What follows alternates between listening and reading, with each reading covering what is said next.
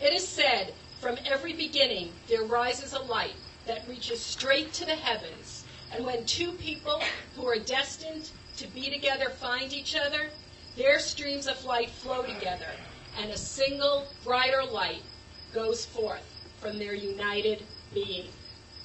In Rick's words, this is how he and Robert literally found one another. I met Robert at a men's division meeting. He heard me talking to one of my men, telling them why they should be happy with an outcome about which they most assuredly were not.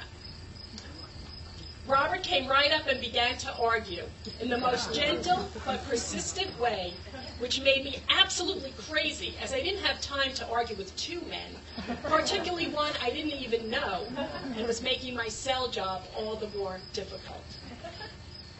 Rick says he remembers thinking, what a pain in the ass this guy is.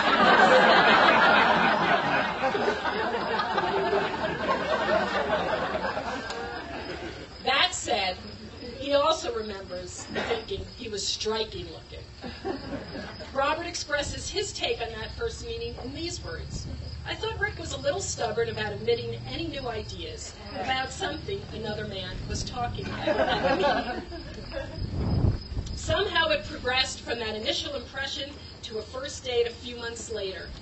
Rick says the ride from then on picked up a ton of speed. Robert says he can't pinpoint exactly when or how he knew he was in love. He said their trial cohabitation months later resolved for him that they could be together forever. Rick, never one to shy from the thrill of a chase, says he told Robert that he wanted to marry him within a year of their first encounter, and he accepted on the spot. He recalls the exact moment of the proposal. Across the table, outside a local pizza place, Rick asked Robert, "Will you marry me?" And Robert smiled and replied, "Of course." When I asked Robert and Rick what they love about each other, their lists were so long that I needed to take professional liberty, and now I offer you the abridged version. Robert says, I love his smile, laugh, hair, affinity for personal growth, expressiveness, and his affinity and ability to teach. I admire his optimism, patience, physical appearance, background, and history along with his guiding principles. He makes me laugh when he makes puppets out of small, everyday objects, and I get a kick just watching him interact with Lancelot, formerly known as Frank, our Pop. Rick lets me know he loves me when he reassures me, and by the way, he is so patient with me. Rick says Robert is a brilliant thinker who delves into subjects that interest him with awesome intensity. He has, for instance, a website that has about 700 pages to it. I love his shyness, his diffidence, his vulnerability, his single-minded devotion to the things which excite him, like legacy discovery, impossibly large numbers, music, and design. He has a historian's appreciation for documentation. In another life, he would have been the scribe to the Pharaoh or Julius Caesar. He's an archivist of the first rank and would be superb at the Library of Congress or some other institution devoted to the collection and preservation of information and the sharing of knowledge. I love the fact that he loves my pup, Lancelot, formerly known as Frank, and takes care of him while I work. I love that he thinks I'm pretty great. He adds that Robert has the driest sense of humor of anyone he knows. He shows that he loves me when he praises me, especially when I'm not feeling praiseworthy. He helps me with all my responsibilities.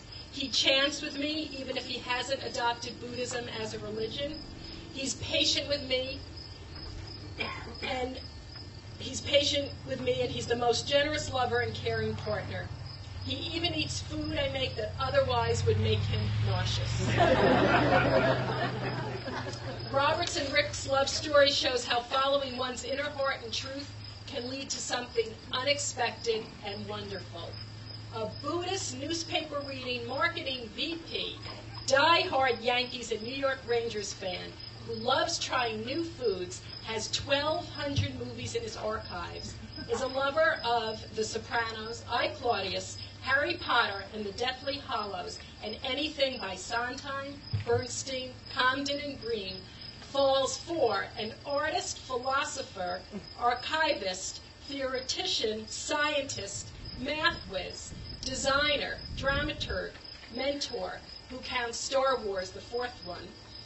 Among his favorite movies, Ave Maria, Latin Schiller version, Affirmation by Savage Garden, Color My World, Chicago's version. Among his favorite music, Matthew Bourne's Swan Lake as his favorite dance, and looks to Alan Turing, recognized as a gay martyr, mathematician, and pioneer, computer scientist, principal agent in the defeat of Hitler on the Western Front, as his hero. And you know what? This is only just the beginning of their life together. I know we all can't wait to see what they will dream, envision, create, and manifest as their lives unfold.